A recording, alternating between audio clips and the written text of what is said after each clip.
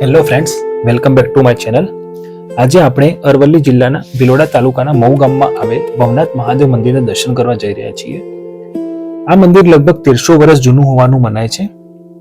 આ મંદિર તેની પ્રાચીનતા, કુદરતી સૌંદર્ય અને આધ્યાત્મિક શાંતિ માટે ખૂબ જ પ્રસિદ્ધ છે. મંદિર સુધી પહોંચવા માટે પાણીની વચ્ચે આવેલા આ રસ્તા ઉપરથી જવું પડે છે. આ પાણી ઇન્દ્રાશી નદી અને હાથમતી ડેમનું પાણી છે, જેના કારણે મંદિરની આસપાસ પાણી ભરાઈ જાય છે, જેના કારણે આ આખો રસ્તો ખૂબ જ સુંદર લાગે છે. ચોમાસામાં પાણીનું સ્તર વધે ત્યારે મંદિરનું દ્રશ્ય ખૂબ જ આકર્ષક લાગે છે અને મંદિર પાણી પર તરતું હોય તેવું લાગે છે. જો તમે શાંતિ અને કુદરતનો સાચો આનંદ માણવા માંગતા હોય તો આ સ્થળે અવશ્ય એક વખત મુલાકાત લેવી જોઈએ. વાહ, બંને બાજુ પાણી અને વચ્ચે આ સુંદર રસ્તો. એવું લાગે છે કે જાણે કુદરતની ગોદમાંથી પસાર થઈ રહ્યા હોઈએ. આ નજારો ખરેખર મનને મોહી લે એવો છે. રસ્તાની બંને બાજુનું આ પાણી આ જગ્યાની સુંદરતામાં ચાર ચાંદ લગાવી દે છે.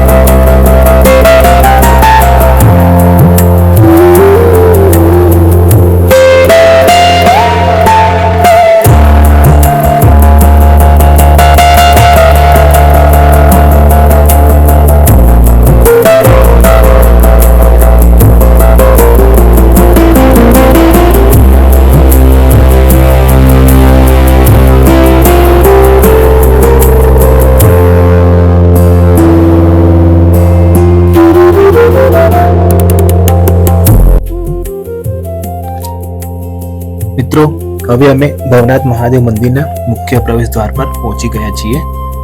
આ મંદિરના પરિસરમાં આવેલું ભવનાથ મહાદેવનું મુખ્ય મંદિર, ગૌશાળા અને બીજા નાના દેવસ્થાનોની મુલાકાત લઈશું. ભવનાથ મહાદેવ મંદિરનું પરિસર માત્ર ધાર્મિક જ નહીં, પરંતુ કુદરતી સૌંદર્યથી પણ ભરપૂર છે. ચારે બાજુ હરિયાળી, અરવલ્લીના ડુંગરો અને શુદ્ધ હવા મનને એક અલગ જ શાંતિનો અનુભવ કરાવે છે.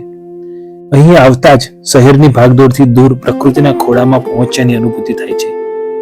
ભગવાન શિવના દર્શન સાથે આ સુંદર કુદરતી વાતાવરણ દરેક ભક્તને આધ્યાત્મિક શાંતિ આપે છે. અહીં પાણીમાં સુંદર માછલીઓ પણ જોવા મળે છે અને આ માછલીને લોકો લોટ અને મમરા પણ ખવડાવે છે.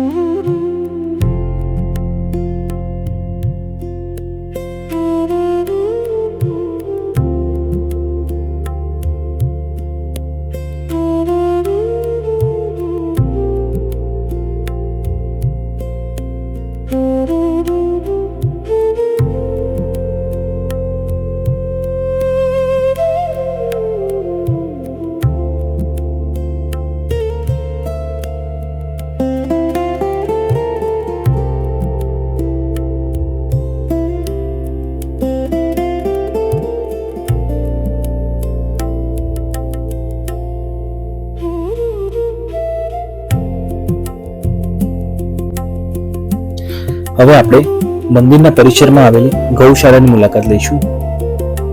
આ ગૌશાળા માત્ર ગાયોના આશ્રયનું સ્થાન નથી, પરંતુ સેવા અને કરુણાનું પણ પવિત્ર કેન્દ્ર છે. અહીં ગાયોની નિયમિત સાર સંભાળ રાખવામાં આવે છે અને તેમને ચારો અને પાણીની યોગ્ય વ્યવસ્થા આપવામાં આવે છે. મંદિરના ટ્રસ્ટ, સેવાભાવી લોકો અને ભક્તોના સહયોગથી ગૌશાળાનું સંચાલન થાય છે.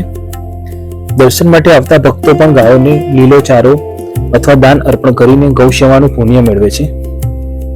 ભારતીય સંસ્કૃતિમાં ગાયને ગૌ માતા તરીકે પૂજનીય માનવામાં આવે છે. તેથી ગૌ સેવાને અહીં વિશેષ ધાર્મિક મહત્વ પણ આપવામાં આવે છે.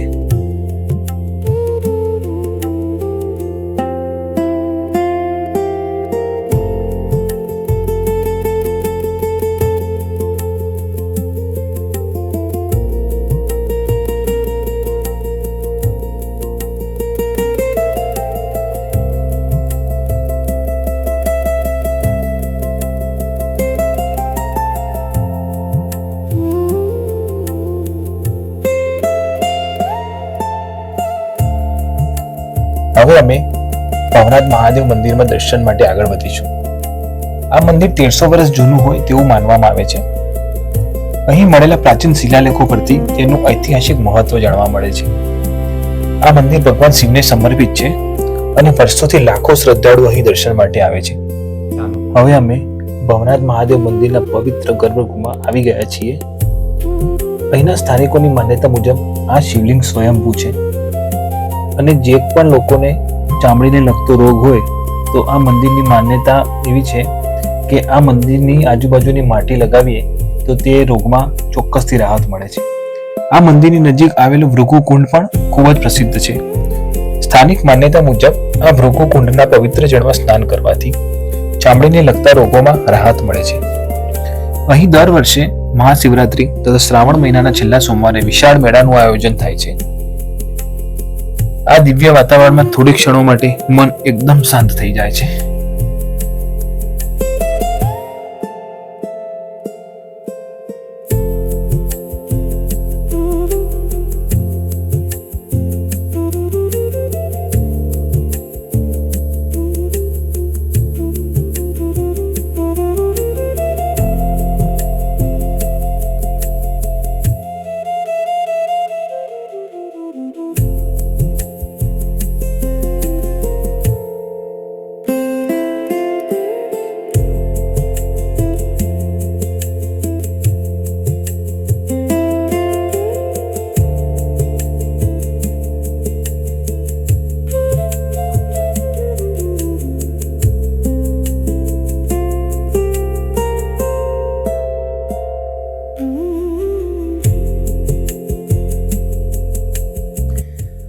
તો મિત્રો, આજનો ભવનાથ મહાદેવ મંદિરનો પ્રવાસ અહીં પૂર્ણ થાય છે.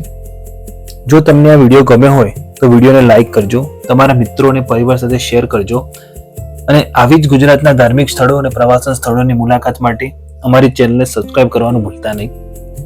અને કોમેન્ટમાં જરૂર જણાવજો કે તમને આગળ કયા મંદિર કે કયા સ્થળનો વ્લોગ જોવો ગમશે. તો ચાલો ફરી મળીએ એક નવા વિડીયોમાં. જય ભવનાથ મહાદેવ. હર હર મહાદેવ.